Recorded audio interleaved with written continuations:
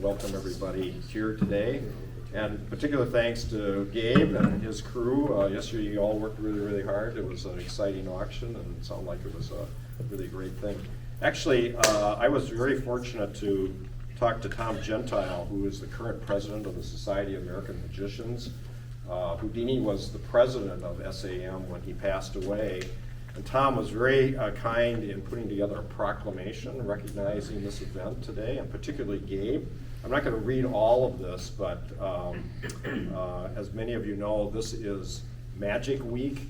And something that I didn't know was that a member of the Society of American Magicians, a fellow by the name of Les Schulte, proposed Magic Week in 1938, and October 31st as National Magic Day in honor of Harry Houdini. So it was someone from Chicago that instituted this type of tradition that has been going on for many, many years, and the official Houdini Seance, we feel, is part of that particular area. But anyway, Tom did a very nice job in putting together a proclamation, and I'll just do the ending here. Therefore, let it be resolved that I, Thomas Dante Gentile, join with the local citizens and compeers in recognizing the week of October 25 through October 31st, 2021 as National Magic Week. Further, to express appreciation to Potter and Potter, Gabe Fajari, for organizing a seance this day for Harry Houdini in Chicago. I'm going to give you that, Gabe. So we've assembled a really first-class group of inner circle people today, but I will be introducing those a little bit later. And I'd like to introduce Nolan Webster, who is our medium tonight, and he is going to amaze us with a short presentation. So, Nolan? Thank you.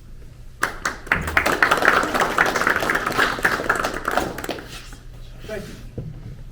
Imagine you're walking down a busy street, or you're in a crowded room. You would remember those days. And from behind, you spot a friend. You move closer, and right before you call out their name, they turn around. It's not your friend.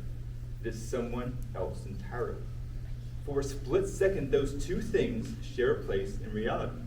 For it is your friend, it's not. It would be amazing and horrifying to extend that moment. It would be magic. What you're about to witness is and is not happening. Exactly where that line is, it's not for me to say, it's for you to discover for yourself. In order for me to get ready, I need other people to help me warm up. If I was a performer, a musician, I would be in the back, I'd be playing chords. If I was an athlete, I'd be in the back, I'd be stretching. But for what I do, I need other people. So today, I'd like to start with you. Would you mind helping me? Sure. Great. So you can stay there, this is fine. Okay. Two books. These are from my local Dollar Tree store. So if you've been looking for these at your local Dollar Tree and can't find them, let me know. I'll let you have one after this. I'm going through here. I'm going to read several words. I would like for you to remember one of them. Okay.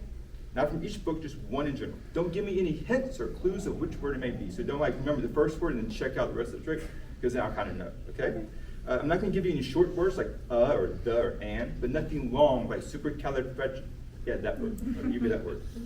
But make sure it's a word you understand, you can spell, all that good stuff, okay? Okay. Are you ready? Let's go. Lonely, happiness, rational, manipulate,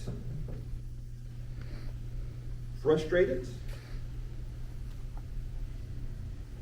argument, stranger, observant,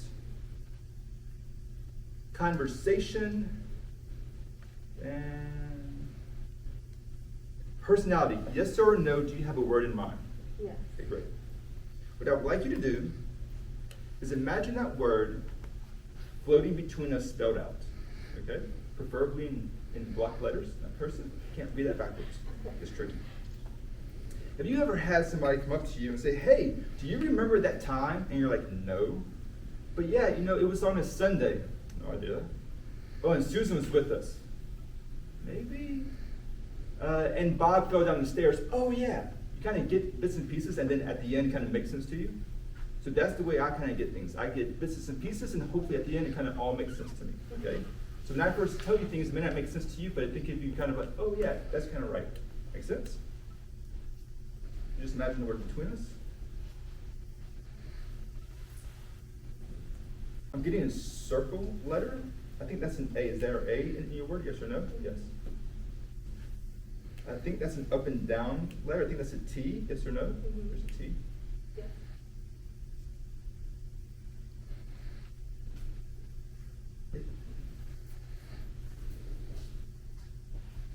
It's one of two things. It's either a C or an E. I'm going to go with an E. Is there an E in your word? No.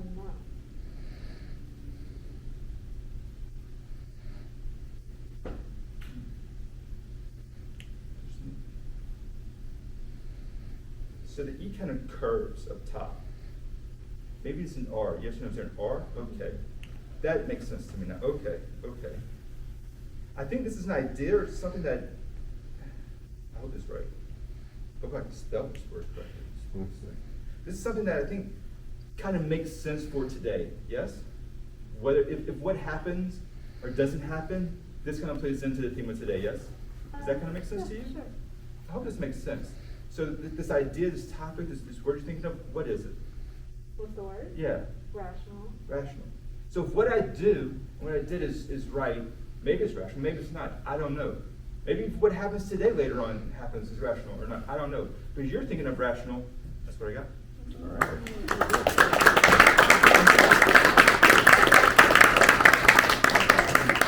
All right. So we start with 1. Now let's go a little more challenging. Go with 3. Get a piece of paper, and you get a pencil. Since we are on Halloween, one for you. Thank you. I would like you, if you have a piece of paper, write down something that scares you or that frightens you. Don't let me see what it is. I've seen everything from dead bodies to my wife in the morning, ghosts, zombies, wolves, whatever it is.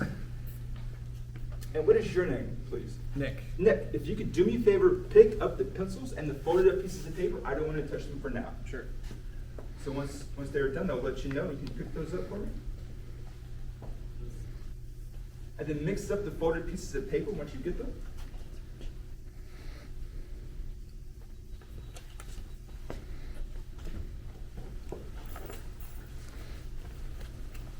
Great. Now, I'll take the pencils with that hand, reach in my pocket to make sure it's empty. There's no other pieces of paper in there. Nope.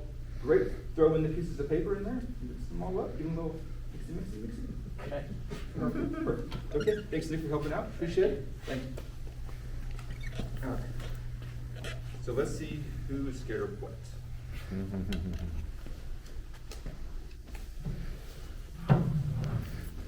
So what I'm going to attempt to do is something called psychometry, where I kind of match the energy from the pieces of paper to each of your energy, and then hopefully I can kind of match them up. So the first one, rats. Rats. Who would be scared of rats? Hopefully this isn't somebody from New York. So I'm going to go to each of you and ask you, are you afraid of rats? I would like you to say no. Are you afraid of rats? No. It's hard with the mask. I have to do it just with the eyes. It's tough. Are you afraid of rats? Are you afraid of rats? Are you afraid of rats? I'm really going to have to harp on you because I can only tell by the eyes. No. So like a rat right now can run across the room. You're like, oh, hey, Ben. Michael Jackson reference, anybody? Yeah. I got it. So you're fine with rats. Mice? How about mice? You're fine. And you? Am I afraid of rats? Yeah, you're afraid of rats. You're kind of laughing, so I don't know. I've seen too many. You've seen too many. Where do you live? Here, okay. Downtown Chicago area? Logan'sburg. Oh, yeah, so you've seen plenty of rats. So any, mini, this is how I actually do things. Any, mini, miny, mo, and kind of works. Any, miny. You, yes? What? Rats. You're afraid of rats? No. You're not. Did you write it down? Yeah. You did write it. Yeah. All right. So that's good. Wait, you kept telling me to say no. Next one. Ooh, someone's afraid of the dark. The dark. And serious things happen in the dark. One person did write down they were afraid of dark closets. This is just the dark. Are you afraid of the dark, yes or no? Are you afraid of the dark? No. No. What's happened again? Maybe it's storm up type thing. The dark. So if this was completely blacked out, you'd be fine. With rats running across the room. Yeah. That's her regular Friday night. That's what it seems like. Yeah. You, dark, rats, you're fine. I'm fine. I think you're telling the truth. The dark is you, yes? All right, one last one. In fact, I don't want to pull it out. I'm going to pull it out. Since I know who it is, that's not challenging for anybody. Let me see if I can figure out what it is that you're afraid of. Since it's not the dark, and it's not rats. Living in Logan Square, Chicago, that's gotta be tough.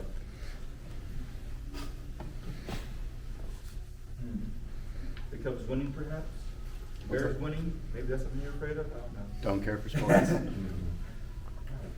What's your name? Ben. It's like the rat.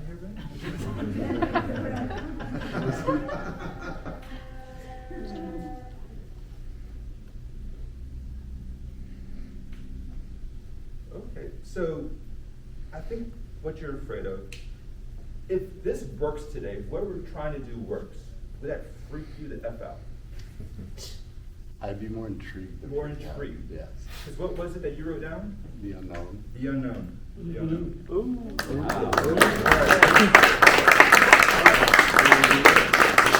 Ladies and gentlemen, I'm going to show you to help me get warmed up. Over to you. Great, thanks, Nolan. Never mind. Okay, I'm Bill Radner, and I have a little presentation of some of the seance cups and other cups that were owned by Houdini. But let me tell you the beginning. My father was a protege of Houdini's brother, so he had pretty much access to almost everything that he wanted. Hardine said he had the biggest collection of Houdini handcuffs, locks, etc., of anybody in writing. And in 1948, my father and a group of people started the official Houdini Seance. And at that time, we came up with, well, my father and a few people came up with a certain collection of items that Houdini said he would open up after he died. But the primary one is the seance cups. Hardine said to my father, this is the pair of handcuffs that Houdini would open up after he died. It has a Brahma lock, very unique, and there's less than 5 of these, or actually probably 3 in existence now with a Brahma lock, such as this. And the Brahma company doesn't even make padlocks, so at the time, this was pretty much engineered as a custom pair of cups. And it's pretty unique. Now, my father said he could get out of these, so they probably, he didn't pass on the method, but it's been shown that he could get out of them. So they're gimmick. But it's a really special pair of cups.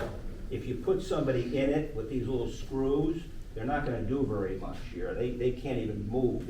It was designed so it would really, get right close to the bone. So these are pretty interesting. They've been on the table at every seance that we've had since 1948. And it's pretty special. The key on this cup is different from any other that would work any Brahma lock. It was made like the mirror cups. They don't have the same system. But this particular key will operate this particular pair, and that's the only one that will do it. Now, the other pair of cups that was very important in the collection, or I'll talk about the adjustable key since it's in my hand. This is the only key in existence that is adjustable, so you can actually unscrew this and move the teeth, so you could work a different, jail cell or whatever. Now, you say, why was that important? Well, Houdini had associates that would go around and look at particular safes that people claimed that they wanted Houdini to get out of, or they had a challenge. So he would accept the challenge, but he wanted to make sure that the lock would work, because many people would try to challenge Houdini and gum up the lock, so he'd go there and there's no way he could get out. So he said, I'll get out, but I want to have somebody go over and make sure it works. So the fellow would go over there and he would look at the lock, see the key, but he'd also have some putty with him. So he'd take the key for that lock, put it right in and make an impression, and then take it back. Now, obviously, nobody else knew that but him.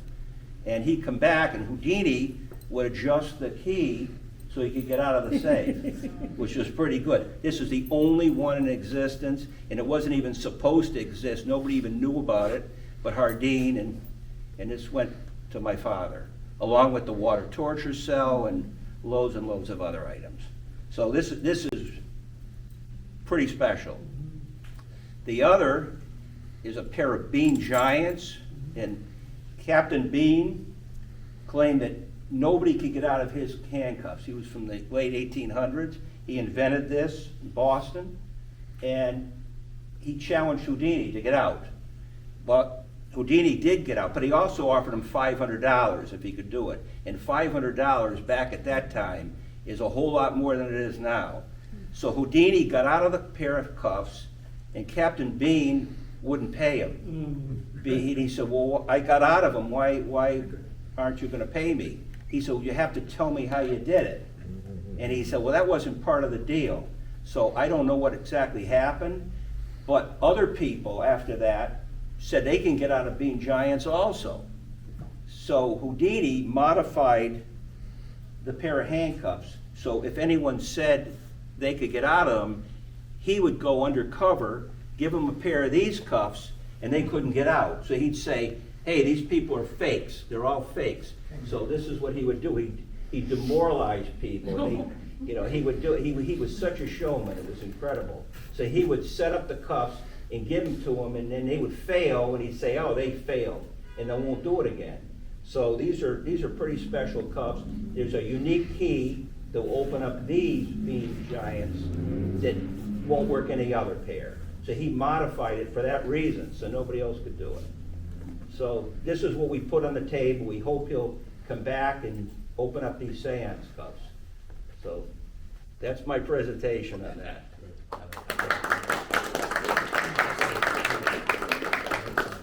So we're gonna begin the seance very shortly. I thought our spectators who would like to know who these people may be, and if any of the Inner Circle folks would like to make some comments, these are all veterans of seances with the exception of Gabe, so you may want to pass on that. If you do have any cell phones or anything like that, I'd like you to put that on silence. So this is a group that, as you can see in the program, has assembled from all over the country. And as we've mentioned, this has been an annual event for a number of years. I met Sid Radner in 1985, and he said, Tom, it'd be great if you'd have a seance in Appleton someday. And I said, they're absolutely crazy. There's no way that I'm going to be involved in a seance. So I did my first seance with Sid in 1986, and I've been involved ever since. So our very first special guest is Debbie Hardine Bloom. And Debbie, any comments that you'd like to make for the group today? Or? Well, I feel very special being here. I've made wonderful friends, and I appreciate all the people I've been with. And yeah, I'm learning a lot about my family, because in many ways, other people know more about my life and my family than I do. So it's interesting. Very good. Okay. Our next special guest is Dr. Bruce Everbook. Any comments? You want to comment about the item that's on the table, George? Sure. So this is Houdini's Marjorie Bell box. Houdini used this in his performances to debunk spiritualism, which was something he did in a major fashion towards the end of his career. Marjorie was Nina Crandon, who was in Boston and was after the Scientific American Award of, what, $5,000 at the time. And Houdini was the main force that disproved her true mediumship. But he created some enemies there, including Marjorie and her husband, a physician. And she had predicted that he would die within a year. He did, but Houdini used this box that he constructed in his performances of debunking spiritualism, because she would ring this box without touching it purportedly, and he demonstrated how this was done in his performances. So this belonged to Ken Klosterman through the Sarasota and the McManus collection, and it's an icon of Houdini's work at the end of his life. And I was lucky enough to get this yesterday at the auction from the Klosterman family that ran. So here we have it here. We'll see if it rings tonight. Right. Today. Excellent, thank you. Or Boss's voice. The next guest is Paul Rosen. Paul, any comments you'd like to make? Yeah, good afternoon, everybody. It's an honor to be here as always, and thanks to Tom and Bill for getting us all together once again. I've been involved with the seances almost as long as Tom. I've been to about 24 or so over the years, and it's just great to get together. We do this part for tradition and part to just bring people together and keep Houdini's name alive, and this is all very helpful toward that end. So it's good to be here, and thank you for having us all here.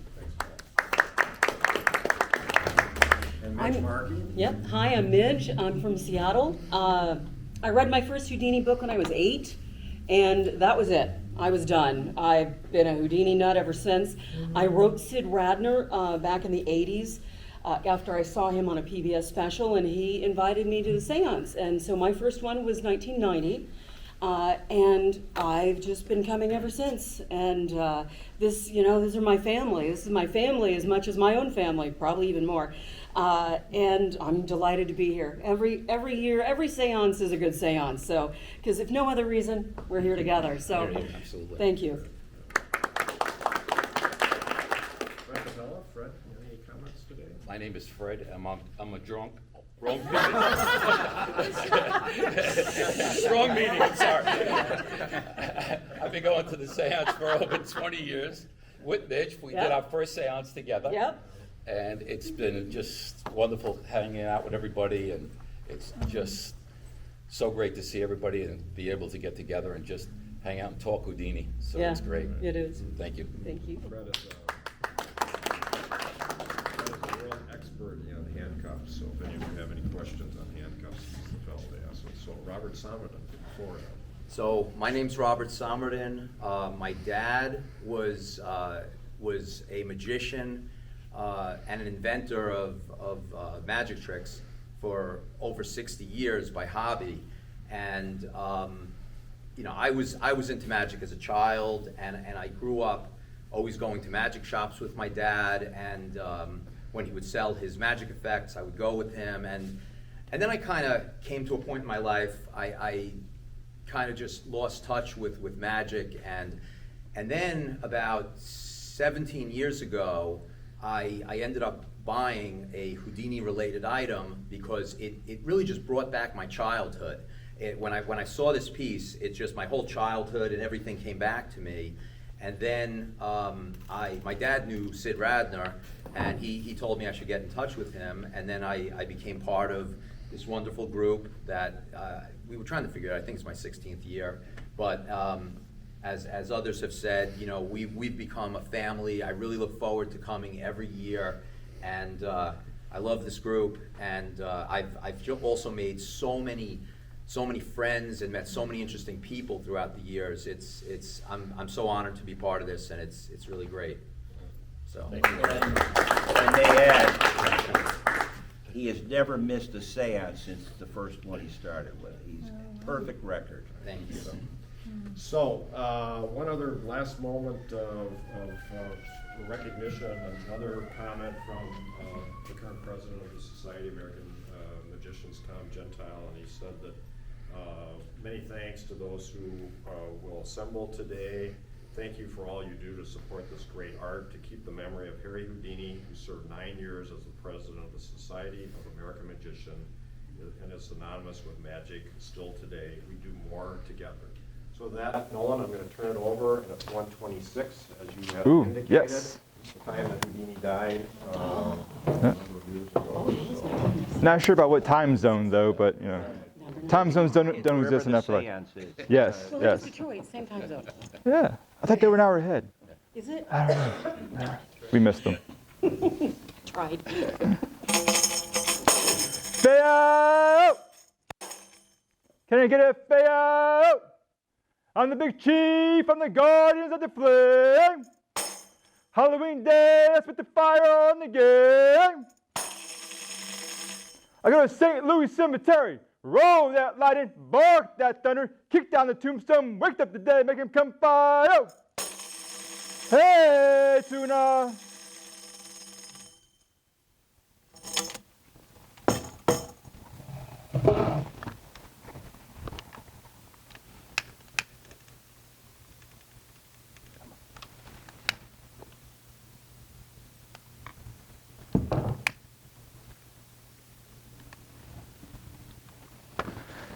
As we prepare to begin the seance, what I would like each of you to do, place your right hand over your heart. I would like you to feel connected with yourself in this moment. If it helps, close your eyes. Once you feel connected and you are ready and willing to accept this experience, say, I am. I am. I am. Great. You can put your hands down now. So I'd like each of you to think of a question you would like to ask Harry. If he was actually here, what would you like to ask him? Take a few minutes because we're going to go around and provide each of you an opportunity to ask the question. Maybe he doesn't like my question or yours, but maybe somebody's he will respond to. So spend a few moments with that. Great. Please all join hands.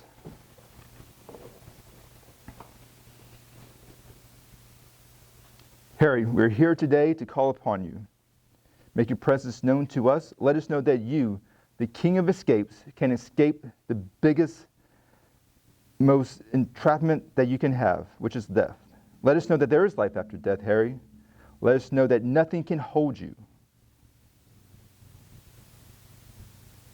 Give us a sign, Harry, that you can escape death. In 1926, you passed, telling us that you would come back if you can. We're giving you this opportunity, Harry. You challenged the world, and now I challenge you.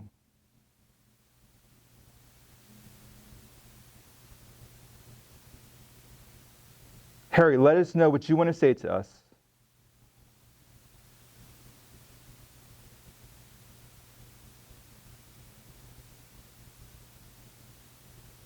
Bill, what question do you have for Harry? If you were alive today, do you think you could get out of all the latest technology, the latest cuffs and restraints like you did during your lifespan? Harry, give us a sign if you can get out of the new technology.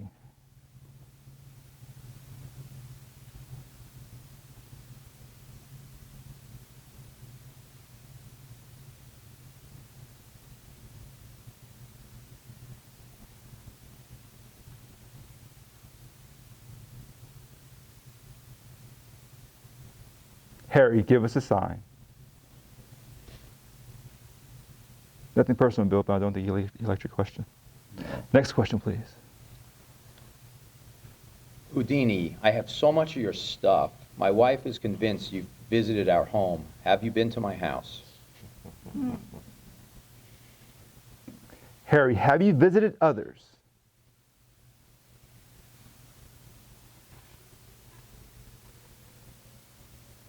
Maybe it's not today, Harry, but have you shown up to other people's house in the past? Have you made your presence known on days outside of Halloween?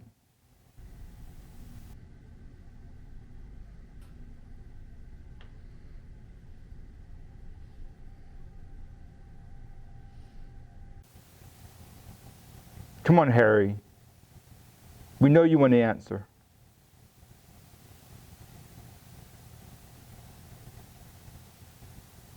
Okay, next question. Houdini, where are your bell handcuffs? Ooh. Harry, question of the quiz. Where are your bail handcuffs?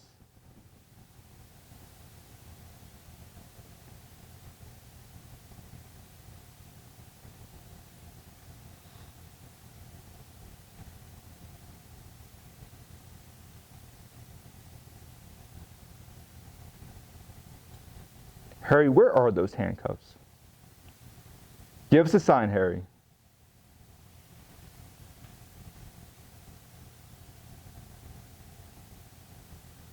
Next question.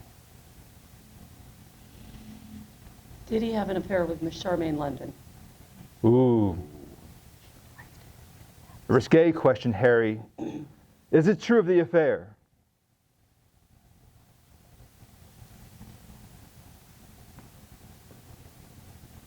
Maybe this question angers you, Harry. Let us know if it does. Are the rumors of their affair true?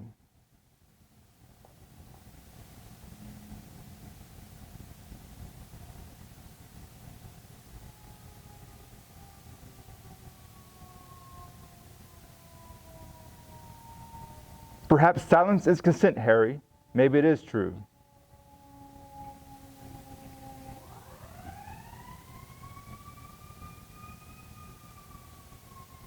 Is those sirens getting anything? I will kill you if you don't. Next question, please. I'd like to know if Houdini is happy with the fact that we gather annually to have these seances still. Gary, this was your wish. Before you died, you wished for people to gather so you could prove yourself. Are you happy that since your death, we still do this?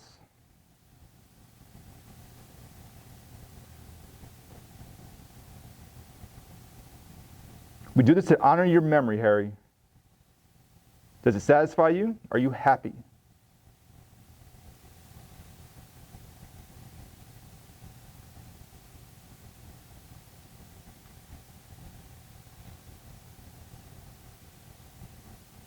Next question. I'd like to know why Harry and his wife never had children. Ooh. Harry, the questions are tough today. First an affair, now children. Why no family, Harry?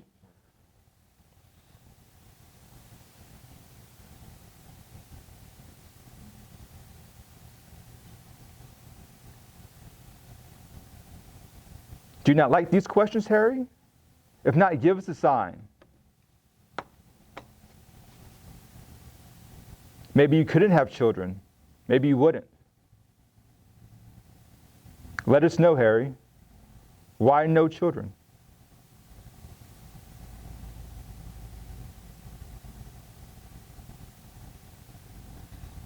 Give us a simple sign, Harry. A rattle, a shake, a tap. You know how these things work. You spent your lifetime debunking them. Do something you know I can't do, Harry.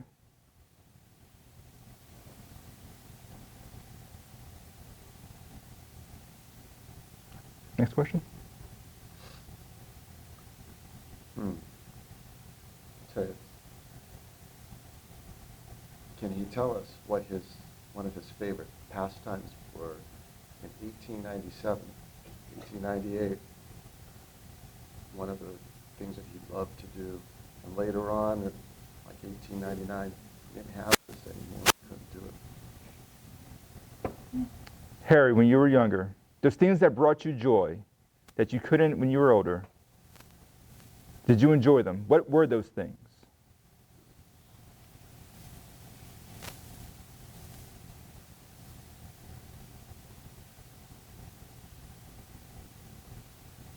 Did it sadden you that you couldn't do these things anymore, Harry?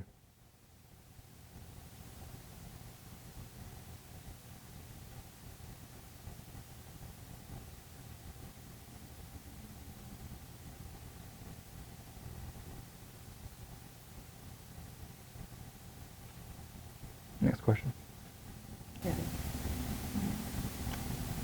Harry, are you, basically, I'm so pleased in the later years of my life to become involved in knowledge of you. Are you pleased that I am trying to continue with the family history? Harry, are you happy with the continuation of the family history? Use the energy in this room, Harry, to give us a sign.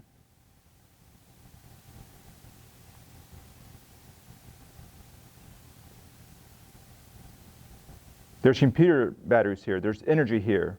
Use it. Drain it if need be. Give us a sign that you are here, Harry. Let us know that you're happy with the family tradition and family history.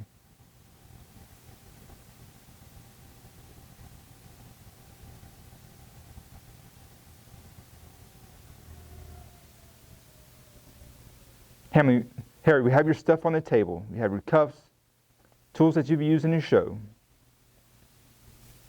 You know how it works. You know how it's used. Give us a sign. Move it. Touch it.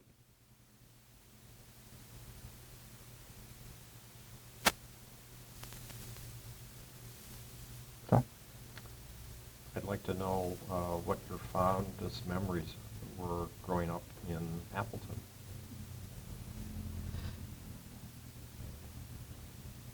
Harry, going back to when you were in Appleton, those memories in there, all those memories, the good and the bad ones. Give us a sign, Harry, that you in some way remember those times, both bad and good.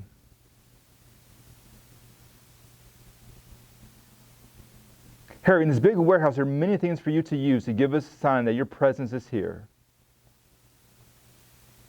People that rivaled you when you were alive. People that challenged you when you were alive. This is your time, Harry, to get back at them. Use them, use us to let us know that you can escape death.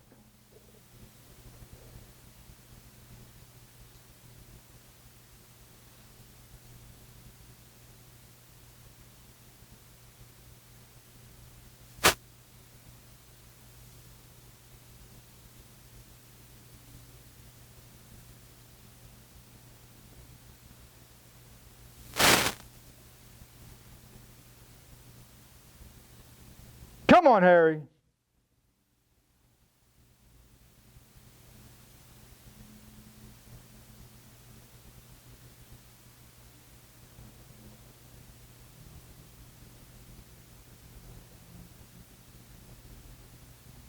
Harry, we will continue this tradition every year until we are satisfied that you can escape death. With that, any last comments before we end?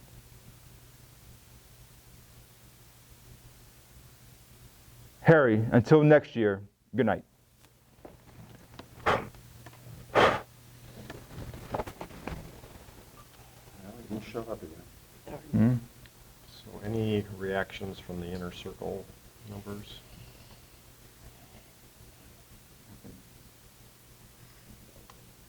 Anybody?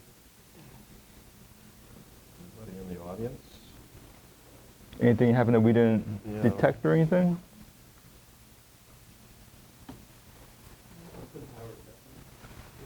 Yeah. Oh, the heater powered Yeah, down? powered down, yeah. Okay. What happened?